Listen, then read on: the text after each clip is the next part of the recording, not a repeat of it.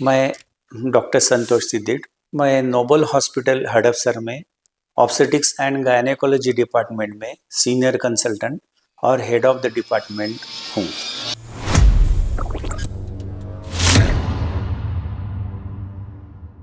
मुझे क्वेश्चन दिया है कि प्लासेंटा प्रीविया क्या है।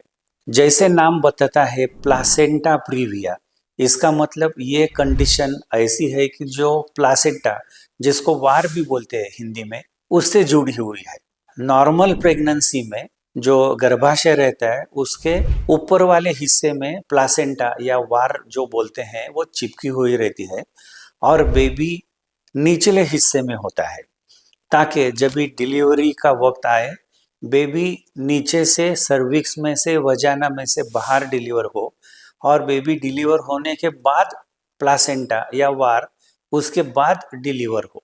लेकिन किस किस पेशेंट में ऐसा हो जाता है कि ये जो वार है वो नीचे के आधे हिस्से में यूटरस के इम्प्लांट हो जाती है, मीन्स चिपक जाती है या डेवलप होती है।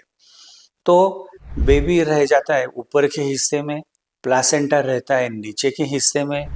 तो बेबी डिलीवरी के टाइम बाहर आने के रास्ते में जो प्लासेंटा आ गया, इसके कारण डिलीवरी के वक्त बेबी आना थोड़ा मुश्किल होता है। कभी कभी प्लासेंटा पूरा नीचे है तो बेबी बाहर आने का जो नेचुरल मार्ग है उसको बंद कर देता है। प्लासेंटा प्रीविया जब तक ब्लीडिंग नहीं तब तक चिंता करने की बात नहीं है, लेकिन प्लासेंटा प्रीविया यदि ब्लीडिंग होने लगा तो ये बहुत चिंता की बात कभी कभी होती है। प्लासेंटा प्रीविया का डेफिनेशन है painless, causeless and recurrent bleeding. Patient को दर्द नहीं है, पेशेंट टीवी देख रही है या घर का कुछ काम कर रही है, अचानक से उसे लगता है कि मेरा कपड़े गीले हो गए, पेशेंट को लगता है पेशाब हो गई क्या, देखती है तो पता चलता है कपड़े ब्लड से भीग गए हैं।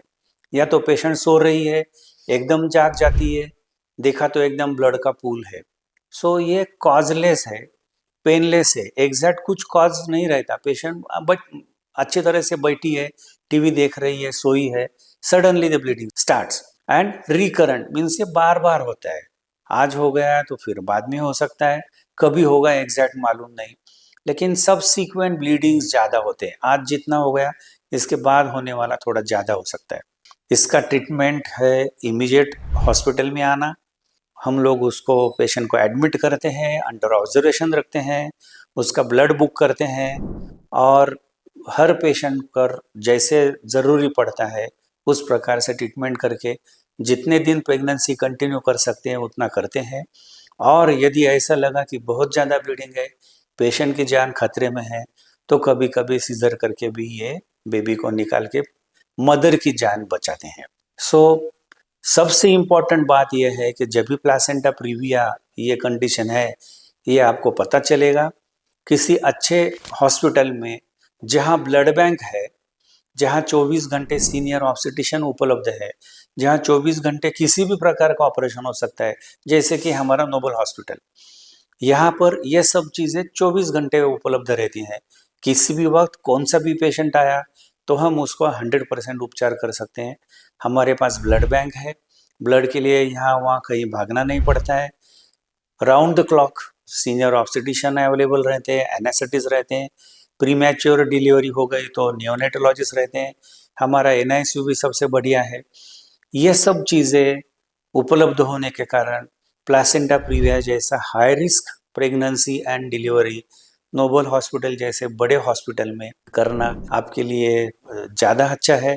सो इस प्रकार की हाई रिस्क कुछ है तो मैं आपको सलाह दूंगा कि हमारे जैसे बड़े हॉस्पिटल में आके आगे की ट्रीटमेंट लें। इस टॉपिक के बारे में और कोई जानकारी आप चाहते हैं तो लिंक कमेंट बॉक्स में दिए हैं, हम उसका जरूर जवाब देंगे। धन्यवाद।